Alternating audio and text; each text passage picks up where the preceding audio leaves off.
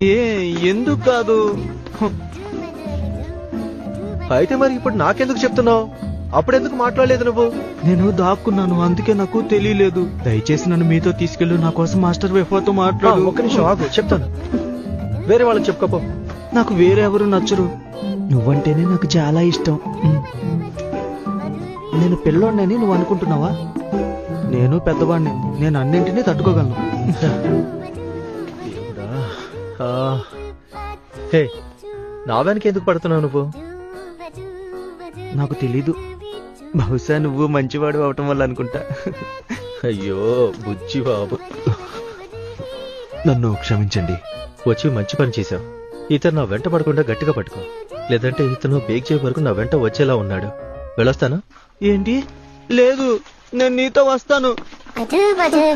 నేను నీతో వస్తాను. నన్ను వదులు, నేను